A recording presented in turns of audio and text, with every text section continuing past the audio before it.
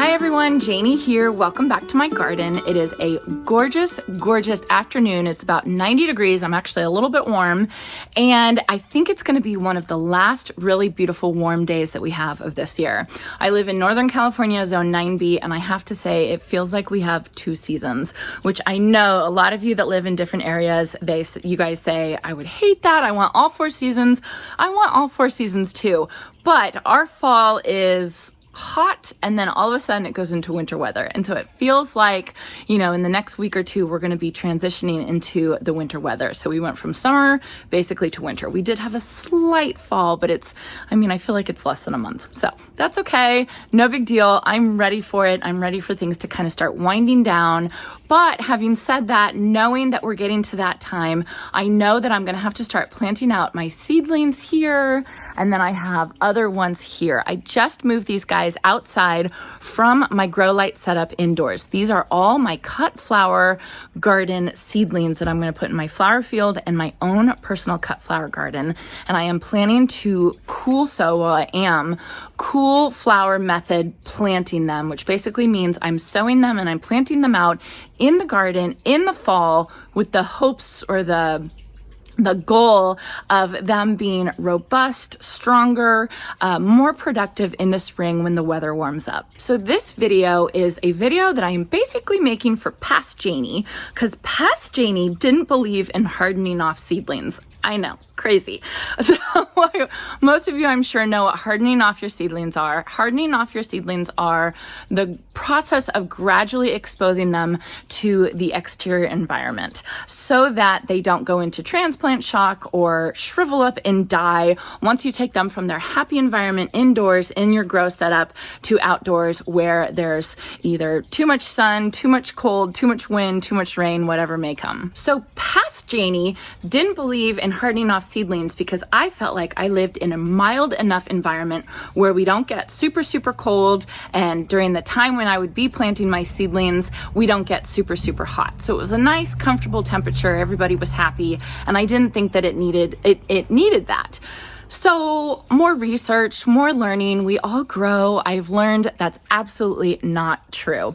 And I wanted to share that all with you guys in case you had the same thoughts as old Janey did, and that you didn't need to harden off your seedlings. And you do, and there's one reason, and that is the outer waxy coating called the cuticle layer on the leaves of the seedlings. So this outer cuticle layer, it does three things. It repels water, it prevents dehydration of the seedlings, and then it also protects the seedlings, the leaves, from the harsh UV light from the sun.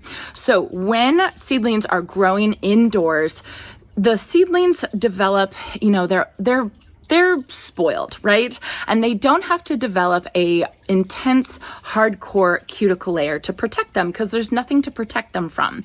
So the cuticle layer on seedlings that are grown inside are usually really soft and pliable and weak, honestly.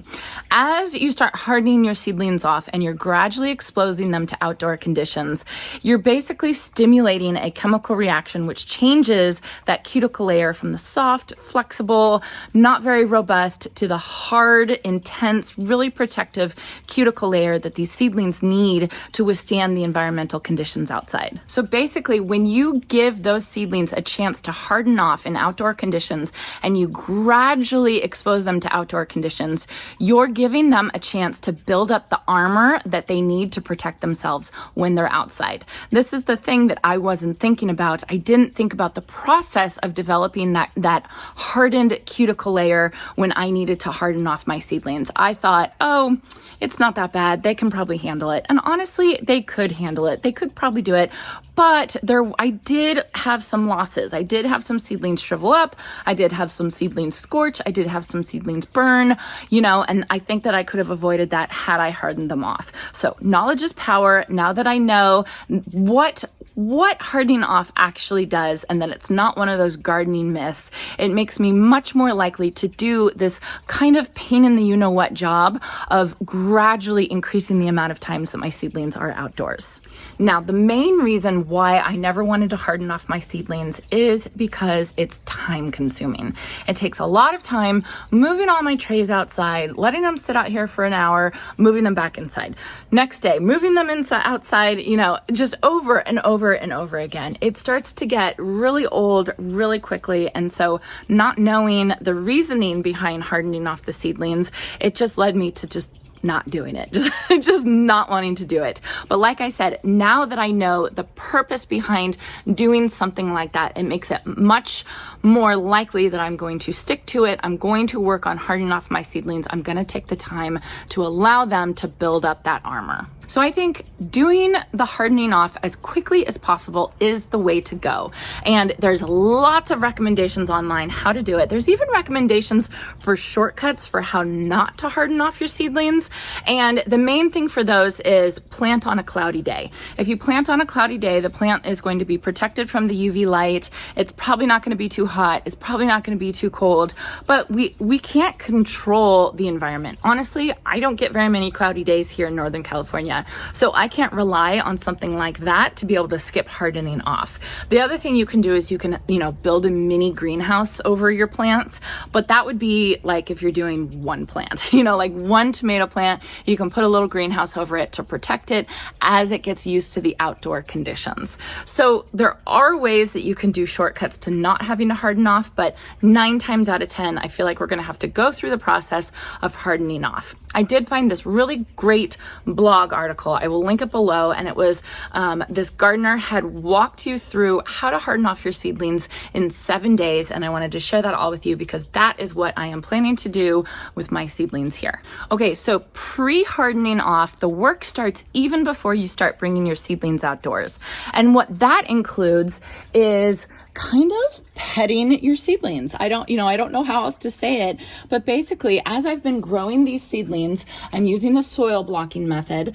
I've just kind of been coming through. I do have a fan inside that sometimes I will turn on, but I don't have it on all the time because my grow lights are in my living room or in my kitchen, my dining room, so I can't have that fan on all the time. But just coming out here and petting your seedlings back and forth and kind of strengthening the stem is something that you want to do even before day 1 of bringing your seedlings outdoors. So as you're growing your seedlings, as they're little, just kind of brush your hands along them and that will help get them strong. Okay, so official day 1 of hardening off your seedlings, you want to bring your trays outside for about 2 to 3 hours and you want to put them in dappled sunlight. And so that's why I'm here where I am right now.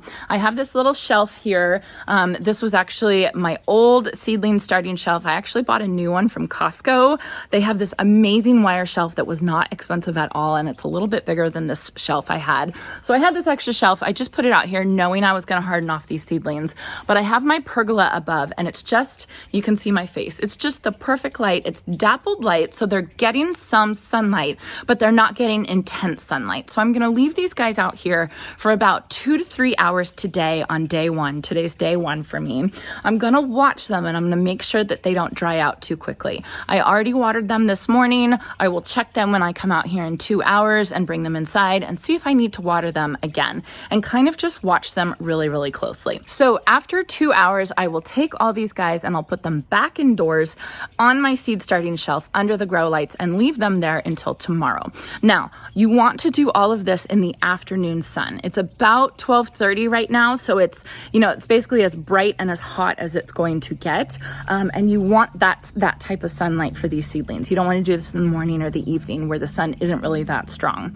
So tomorrow will be my day 2 in hardening off these seedlings, and day 2, you want to bring your seedlings out for 3 hours in partial to full sun. So what I'm going to do is I'm actually going to put them right here on the ground. And what will happen is as the sun comes up, I will have some full sun. I will have some partial sun at first, and then they'll start getting some full, bright, intense sun. And I'll leave them out here for 3 hours. Day 3 will be 4 hours of full sun. So you can see right below here, I have my sweet peas. I've already hardened them off simply because they are in my full 72 count trays and I was running out of room. So I kind of pushed them through the hardening off phase. And over the past week, I've been hardening them off and now they're sitting out here in full sun right by my pool. So day 3, I will take all my little seedlings over there. I will put them right next to these sweet peas, and I will leave them out here for 4 hours. Again, checking the moisture to make sure that they don't get too dry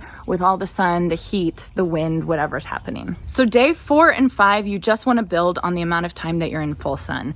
Day 4, it's about 5 to 6 hours of full sun. So I'll probably bring them out here around 11 and leave them out here until, 4:35 when I start making dinner. So that will give them even more time to be out here in full sun in the environmental conditions. Day 5, I will bring them out early in the morning and I will leave them outside all day long in the full sun right down here next to my sweet peas, so they're in full sun the entire day. Again, I can't emphasize enough, keep checking the water, making sure that they don't dry out. Okay, finally, day 6, you're gonna leave your seedlings out all day and all night. So you're gonna bring them out here, put them in the full sun, leave them out there all day long, let them stay all night, keep checking water, keep taking care of them. Doing that for a full 24 hours. Then after that, it's day 7 and you can safely be comfortable planting them in their permanent homes wherever they're gonna be.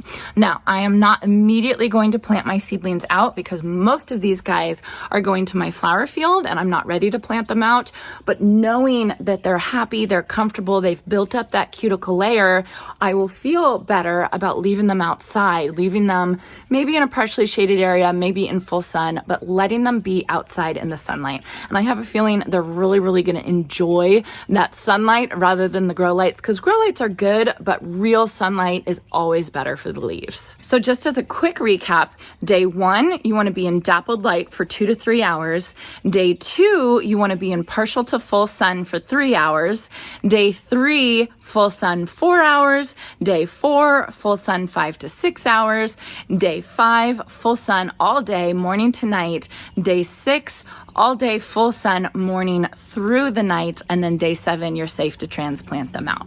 So yes, it's a pain in the neck. It is not something that I want to do, but like I said, knowing the science behind it, knowing that there's a reason that you're putting all this effort into hardening off these seedlings, it just makes way more sense to me, and it makes it way more likely that I'm going to follow through and harden off these seedlings.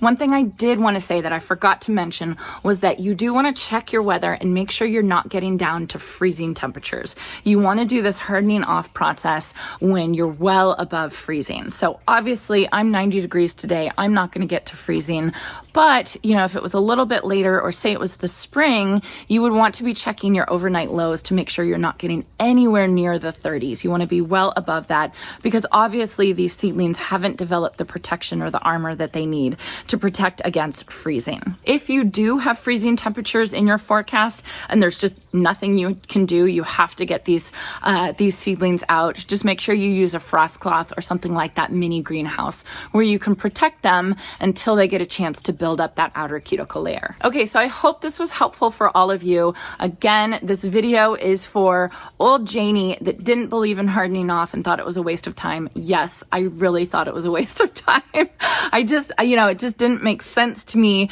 because I lived in such a mild environment. It totally makes sense to me if you were living, in like Michigan or Ohio, where it really does get cold overnight.